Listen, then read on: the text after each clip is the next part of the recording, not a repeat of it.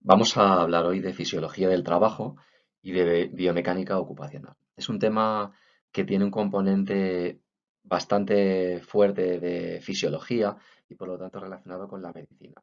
Como ya os indiqué a principio de curso, toda la parte médica es necesaria porque es necesario conocer un poco, aunque sea por encima, cómo funciona el cuerpo en estas situaciones, pero no os la preguntaré en el examen. Cualquier pregunta, ya os orientaré, irá más hacia a la parte relacionada sobre todo con el ámbito laboral. No obstante, os ruego que veáis esto, veáis alguno de los vídeos que os sugiero para que tengáis un poco de noción, de cultura general acerca de cómo funciona el organismo en cuanto a la fisiología del trabajo. Luego, al final del tema, también lo ocuparemos en hablar acerca de la manipulación de cargas y del trastornos del sistema musculoesquelético, que es algo que también vimos ya en el tema de ergonomía y con lo que tiene, con el que tiene bastante relación. Bien, la fisiología en términos generales, es la ciencia que trata del funcionamiento del organismo. La fisiología humana es cómo funciona el cuerpo humano. Y por lo tanto, la fisiología laboral es la parte de la fisiología orientada a estudiar las funciones del cuerpo humano, pero en relación con la actividad que supone la actividad física y la actividad laboral. Qué requerimientos tiene el cuerpo durante su jornada laboral y cómo el cuerpo responde a dichos requerimientos. La fisiología laboral tiene, por lo tanto, como función y como aplicación la adaptación entre el trabajo y las funciones del cuerpo. Para ello es muy importante conocer cómo funciona el cuerpo humano y también es muy importante conocer las tareas que se van a realizar, porque el hecho de conocer bien la fisiología humana y los requerimientos de las tareas que hay que hacer también van a ayudar en gran medida a la prevención de los daños, que como ya hemos dejado claro es la principal finalidad de esta asignatura. Aquí hay un esquema sencillo acerca bueno, de la fisiología laboral, de la fisiología del trabajo. Normalmente la- el gasto que el organismo hace viene determinado por la actividad muscular. Los músculos, veremos más adelante, son la parte móvil, la parte que se mueve y la parte del cuerpo que produce ese gasto energético. Actividad muscular, veremos un poco más adelante el sistema musculoesquelético, los huesos, los tendones. La clave es cómo se mueven los músculos, por qué se mueven los músculos. Los músculos se mueven a partir de energía y esa energía hace que el cuerpo tenga unas necesidades metabólicas. Estas necesidades, de un grosso modo y de manera simplificada, se ven cubiertas primero con el oxígeno. Sin oxígeno no hay trabajo muscular. Necesita un combustible, que es la glucosa, y necesita una molécula que es la que va a liberar la energía, que se llama adenosintrifosfato, más conocido como ATP. Esto es conocido de manera general y no vamos a entrar en grandes detalles fisiológicos. Una vez que se cubren esas necesidades metabólicas, pues el organismo se adapta al esfuerzo muscular, perdón, de varias maneras, a través del aparato circulatorio y de una gran flexibilidad, también del aparato respiratorio y otras adaptaciones metabólicas que también comentaremos posteriormente. Es importante eh, tener en cuenta que la carga muscular puede ser muy variada. Si la carga muscular es baja, normalmente el organismo se adapta bien. Si la carga muscular es muy elevada, incluso si supera la capacidad física del trabajador, pues puede ocasionar una fatiga prolongada, puede ocasionar daños físicos o puede ocasionar alguna de las enfermedades profesionales de las que ya hemos hablado anteriormente. El trabajo, desde el punto de vista físico, incluso si no supera las capacidades del trabajador, puede llegar a tener un efecto de entrenamiento, con lo cual puede ser beneficioso. Incluso a la inversa, si tenemos un trabajo demasiado, con una exigencia muscular demasiado baja, como pasa en la mayoría de los trabajos sedentarios, pues el trabajo en realidad tiene una función, o tiene un efecto, mejor dicho, de desentrenamiento. Y por eso también luchamos contra el sedentarismo. Bien, vamos a hablar ahora acerca de los músculos, de las características principales de los músculos. En ese esquema vemos cómo de forma mecánica Se ve que hay unos huesos que están unidos por unas articulaciones, ahí sí que no vamos a entrar. Las articulaciones, aunque tienen unos refuerzos, unas protecciones, suelen ser, no todas, suelen ser elementos móviles. Un hueso se puede mover, girar con otro en torno a un eje, como por ejemplo esa que tenemos ahí, es una articulación de un codo, pero lo que proporciona la movilidad a esos huesos, a esos elementos rígidos, son los músculos.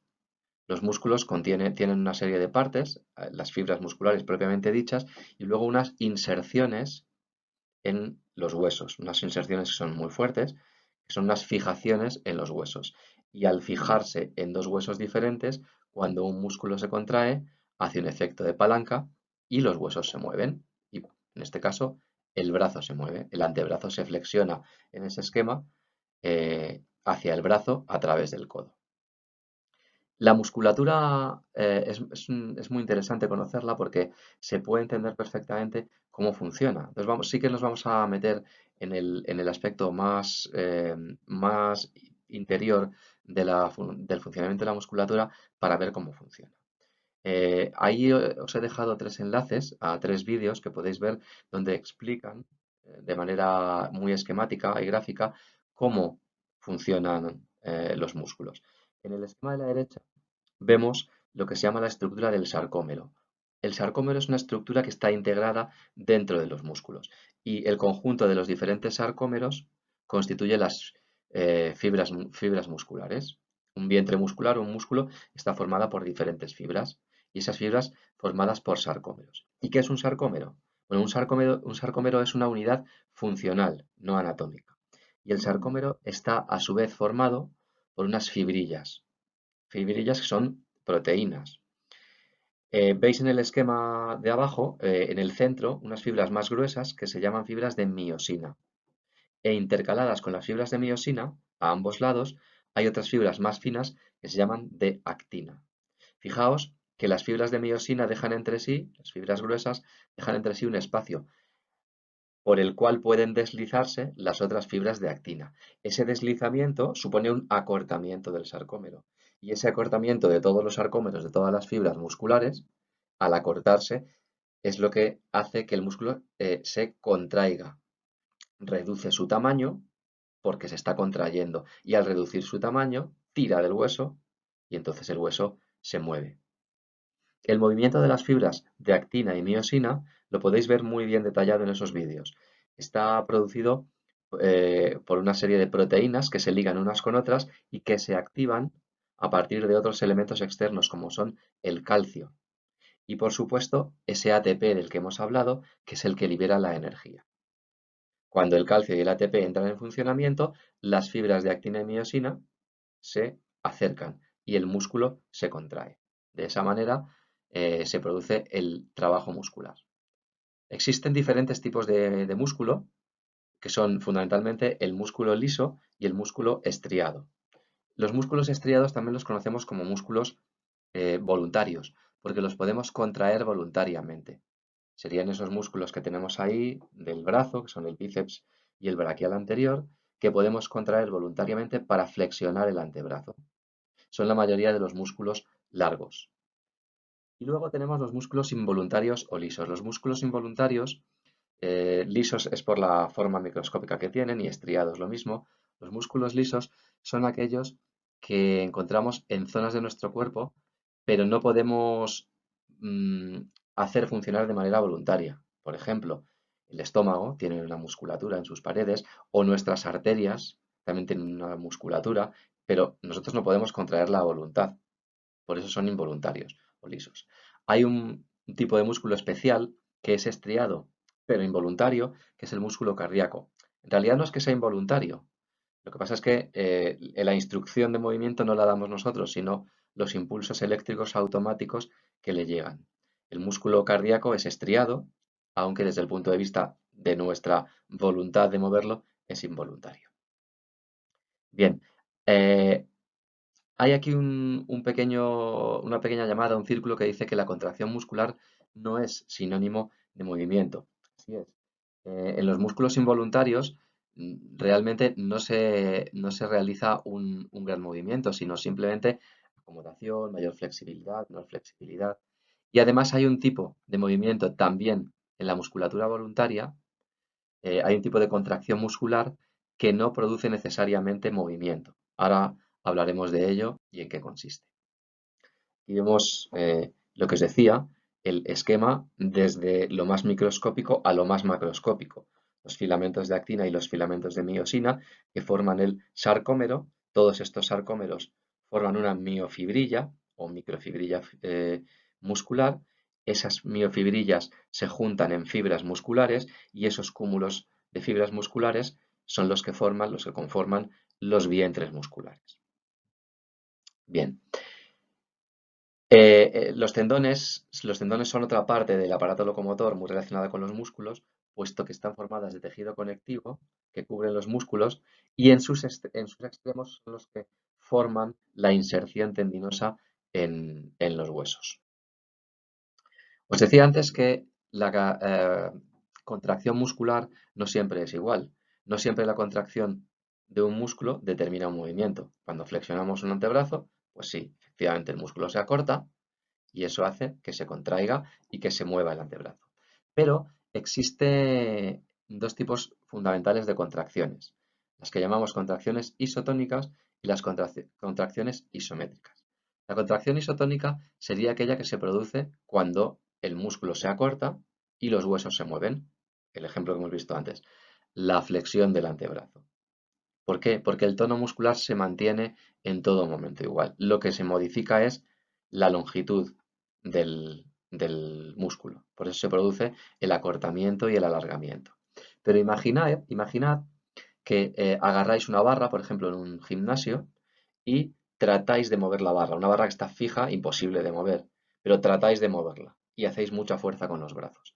Al hacer esa fuerza, el músculo no se puede mover porque no podéis mover la barra. Sin embargo, estáis haciendo una gran fuerza. El músculo se contrae, pero permanece, como decimos en la diapositiva, estático. No se puede acortar ni alargar, aunque se genere esa tensión. Esa contracción es la que se conoce como contracción isométrica. La contracción muscular tiene tres fases. Ahí está en segundo lugar la fase de contracción, es la primera que se origina en realidad. Se produce la contracción muscular, el acortamiento o la tensión si es contracción isométrica, y una vez que cesa esa contracción, se produce una fase de relajación. Y a esa fase de relajación sigue, y por lo tanto antecede inmediatamente a la siguiente contracción, una fase de latencia muy cortita en la cual no se puede producir la contracción. Es decir, una fase intensa, contracción, una fase más prolongada de relajación y una fase de latencia pequeña en la que no puede haber una nueva contracción todavía. Este tipo de trabajo muscular, por supuesto, supone un consumo de energía y se ponen en acción todos los músculos según el tipo de contracción. Y según el tipo de contracción también veremos cómo es el suministro de sangre. La sangre es fundamental para producir el trabajo muscular porque aporta todos los elementos que hemos dicho que van a llevar la energía. La sangre transporta el oxígeno, transporta la glucosa, el calcio, el ATP, etc. Lo que sucede es que en función del tipo de trabajo que estemos haciendo, el suministro de sangre será mayor o menor eficiente, más o menos eficiente. En un trabajo dinámico se correspondería con la contracción isotónica, hay necesidad elevada de aporte sanguíneo y el suministro normalmente es bueno. Además, no hay obstáculo a ese suministro de sangre. Pero si el trabajo es estático, en la contracción isotónica, los músculos están contrayéndose muy fuerte, sin poder moverse, sin poder modificar su tamaño, y entonces comprimen los vasos sanguíneos y el suministro de sangre no es tan bueno, no es tan eficiente como en el trabajo dinámico. En ese caso, puede ser que necesitemos un aporte extra de energía, lo que se hace a través del sistema anaerobio y a través del mecanismo del ácido láctico. Si habéis hecho deporte de alta intensidad, cuando uno llega a mucha, mucha, mucha, mucha intensidad, al final la parte, digamos, aerobia del trabajo con oxígeno se gasta y necesitamos el aporte final, la parte anaerobia, el trabajo anaerobio. es a través de la vía del ácido láctico, que luego está relacionado con las conocidas agujetas por los cristales del ácido láctico que se producen. Por eso el trabajo estático es más complicado porque el aporte sanguíneo ya es más difícil. Bien, recordando el esquema que teníamos acerca de la actividad muscular. En cuanto a las necesidades para la contracción muscular, bueno, pues primero hace falta una buena función nerviosa. La contracción muscular no se produce si no hay energía, pero tampoco se produce si no hay quien transmita la orden, los impulsos eléctricos. Aunque la orden la demos nosotros, con nuestro cerebro, todo eso funciona a partir de impulsos eléctricos. Y además de una buena función nerviosa, el buen aporte energético, que es lo que hemos comentado. Por un lado, las moléculas de energía, de ATP, que son las que van a liberar la energía. Por otro lado, en la vía aeróbica, un buen aporte de oxígeno, una buena irrigación sanguínea. Y además podemos tener la vía de la glucogenólisis en el caso de la vía aerobia. El glucógeno es como un depósito que tenemos de energía que puede ser liberado en condiciones especiales. Y ese depósito de glucógeno y de energía se puede utilizar cuando sea requerido. Pues si todo nuestro sistema metabólico funciona bien, tendremos asegurados todos los aportes energéticos en todos los momentos y necesidades. El oxígeno es necesario para que se produzcan todas esas reacciones metabólicas aeróbicas en el trabajo aeróbico, el trabajo, dijéramos, normal. ¿Por qué? Porque el oxígeno es necesario para poder descomponer las fuentes energéticas, que son sobre todo los hidratos de carbono y también las grasas, y para el mantenimiento de los órganos vitales. Y luego necesitamos el ATP, adenosintrifosfato. Tiene una estructura espacial más o menos parecida a la que veis ahí. La parte de P es el fósforo, que es la parte fundamental de todo esto. Ante un trabajo muscular, el organismo debe adaptarse. Y esta adaptación viene fundamentalmente a partir del aparato circulatorio y del aparato respiratorio. Sobre todo del aparato circulatorio. Por una parte, una adaptación central, central se refiere mediada por la parte central del sistema circulatorio, que es el corazón. Aumenta la frecuencia cardíaca, latimos más rápido. Y luego un aumento de la tensión arterial. La tensión arterial está relacionada con esa tensión o presión que tienen los vasos sanguíneos. Cuanto menos presión tienen, más flexibilidad tienen, pero pueden adaptarse aumentando esa presión para que la sangre pueda fluir de mejor manera. Y luego también hay una compensación, una adaptación desde el punto de vista periférico con los vasos periféricos, con la vasoconstricción y vasodilatación. Y también con un aumento del metabolismo para poder hacer frente mejor a los requerimientos que tiene nosotros el sistema muscular. Bien, una vez que conocemos cómo funciona las características y los elementos del trabajo muscular, vamos a hablar de la carga física, que como ya vimos en el tema de ergonomía, es muy importante. La carga física aquí la definimos como el conjunto de requerimientos físicos a los que se ve sometida una persona a lo largo de su jornada laboral. Y esto depende de muchos elementos. En primer lugar, de las características individuales. Y en esas características individuales está la masa muscular de los trabajadores. También del tipo de contracciones musculares y de la intensidad de las contracciones de esos músculos en el aparato locomotor. La carga laboral está relacionada con la capacidad física y con la adaptación y recuperación a través de los periodos de reposo. Cuando esa carga laboral supera la capacidad física de los trabajadores, entonces entramos en lo que conocemos como fatiga. La fatiga es un estado, lo definimos como un estado caracterizado por una sensación de cansancio, combinada con una reducción en el rendimiento, pero una reducción no deseada, cuando uno ya no puede más. Y podemos definir dos tipos de fatiga, la fatiga normal o fatiga fisiológica y lo que conocemos como fatiga patológica.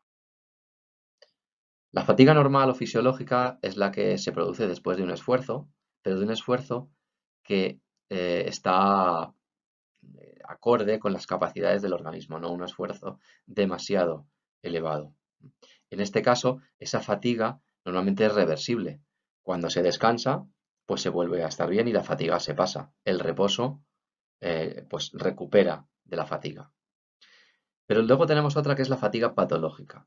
La fatiga patológica se produce cuando el trabajo es demasiado y no se recupera con el reposo. Se produce una sensación de cansancio intensa que incluso aparece también antes de comenzar a trabajar. Suele derivarse de una fatiga, eh, perdón, suele derivarse de un trabajo que suele ser excesivo y continuado. Y cuando es muy continuado, ya el descanso no recupera. Es muy importante por ello detectar cuándo se produce la fatiga, en especial la fatiga patológica, y por ello la evaluación de la carga física. La evaluación de la carga física se puede realizar de varias maneras, a partir de parámetros fisiológicos o de manera también indirecta a partir del consumo metabólico a través de una serie de tablas que ahora vamos a ver. El consumo metabólico es muy importante. ¿Por qué? Porque el metabolismo de nuestro cuerpo es el que transforma la energía química en energía mecánica y en calor. Entonces debemos poder medir el consumo metabólico para poder medir también el gasto energético.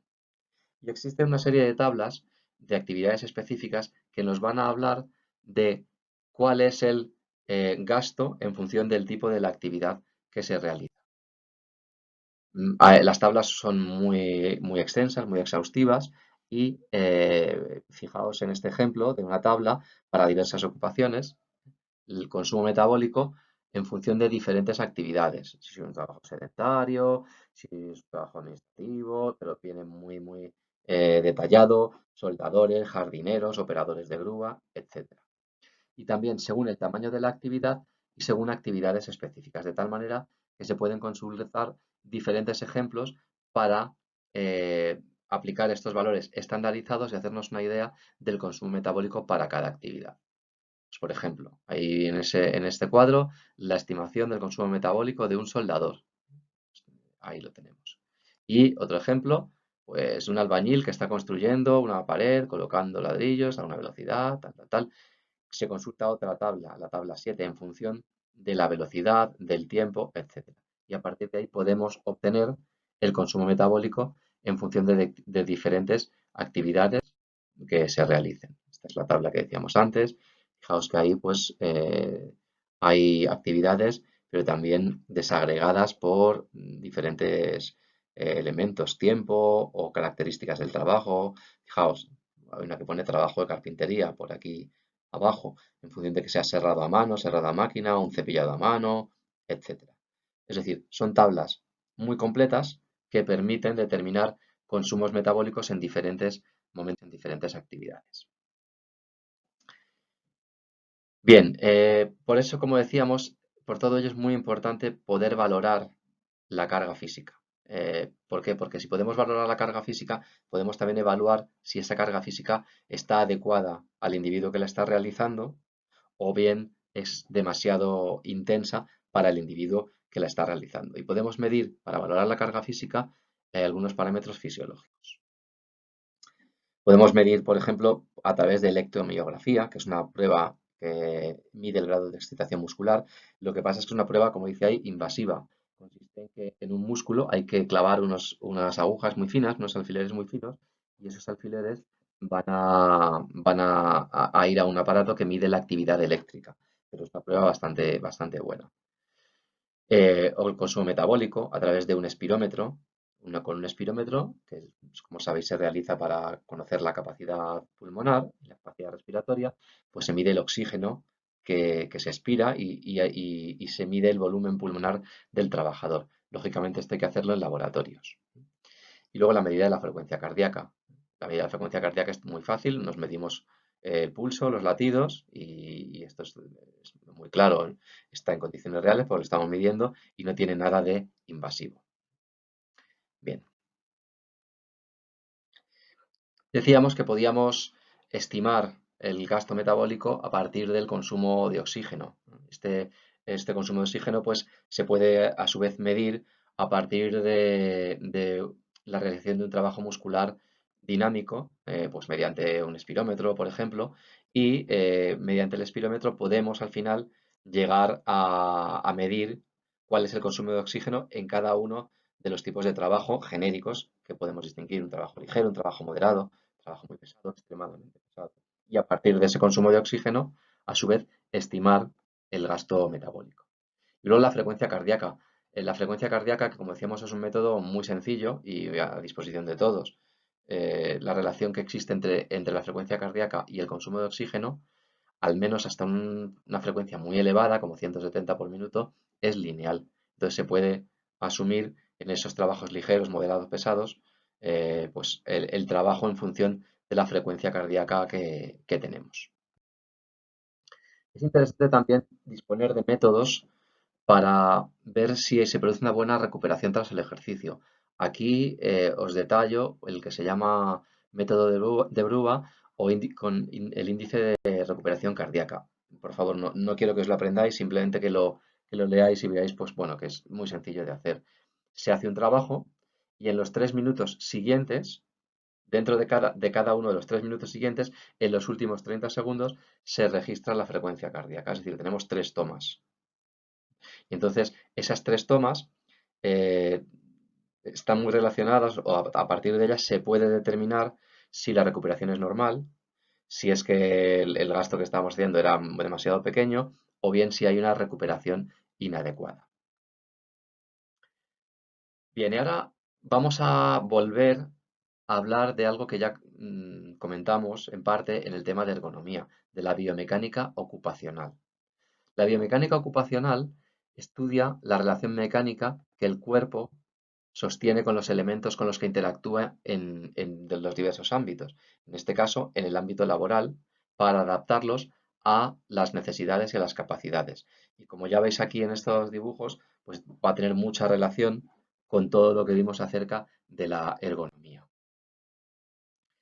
Sus objetivos son obtener el máximo rendimiento, resolver problemas para personas con discapacidades y el diseño más adecuado de las herramientas y los equipos. Como veis, algo parecido a lo que ya hablamos.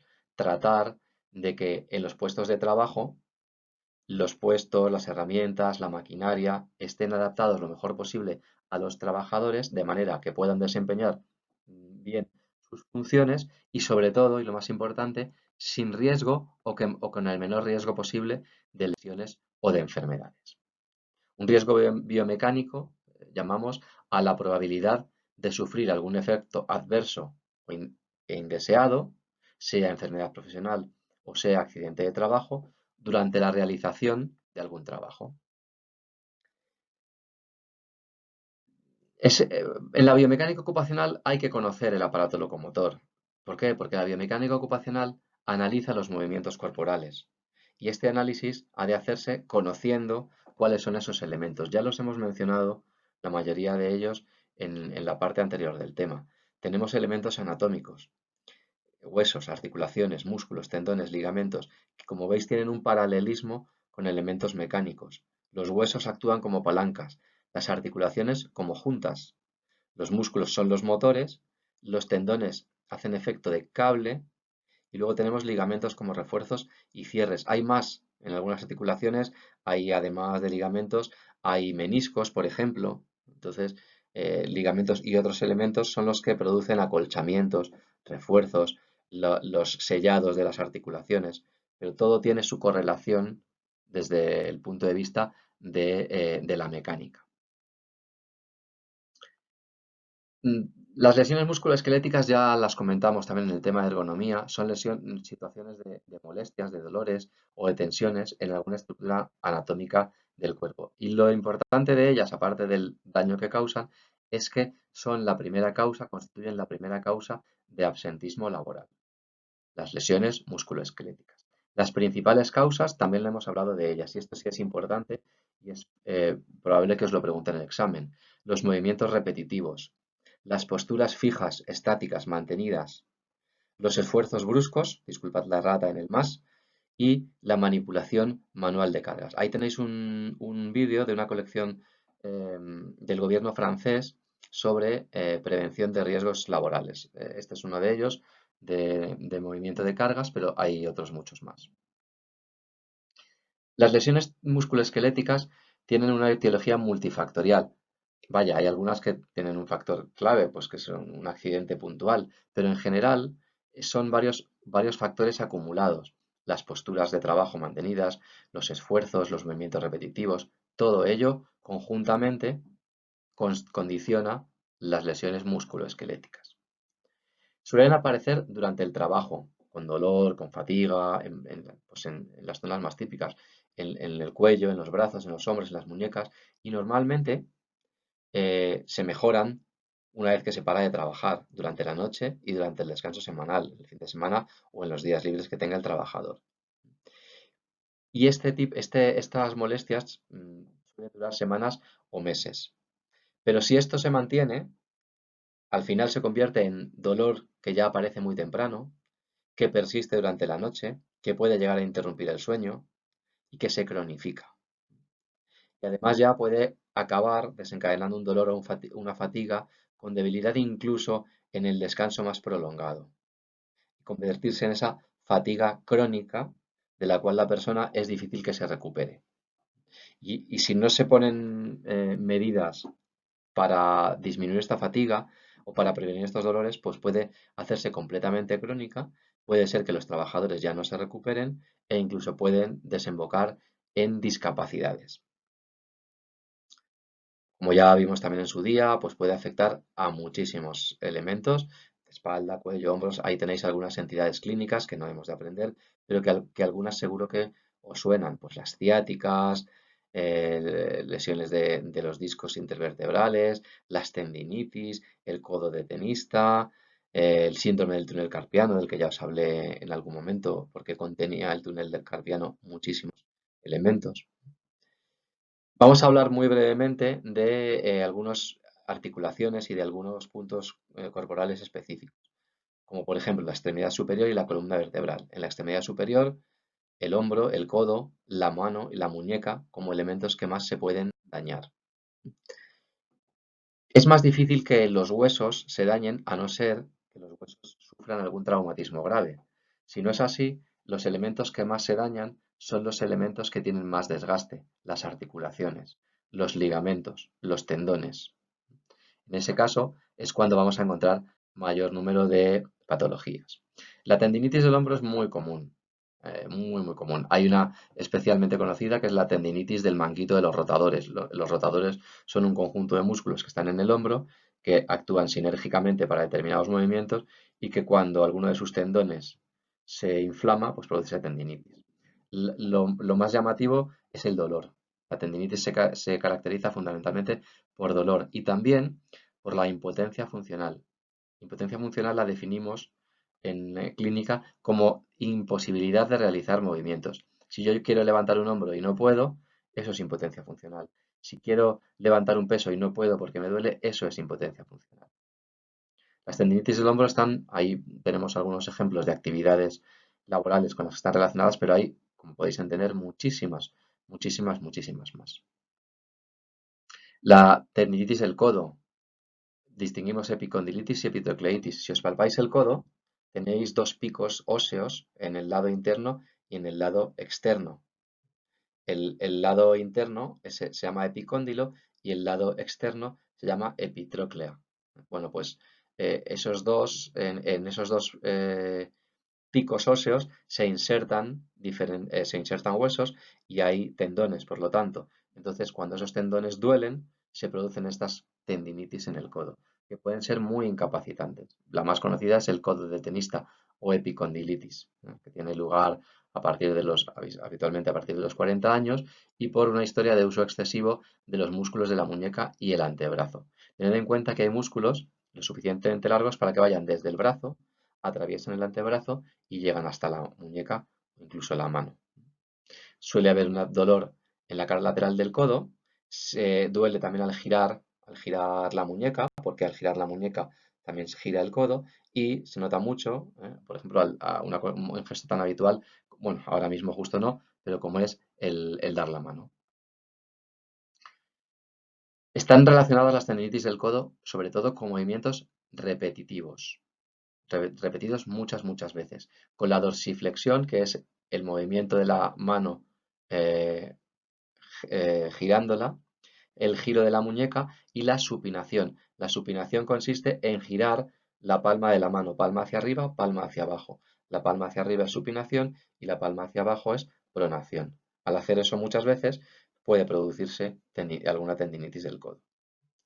Ahí tenéis también algunos sectores productivos, por poner algunos ejemplos, donde se pueden producir tendinitis del codo, pero también pues hay muchos más, cualquiera que utilice el codo de esa manera.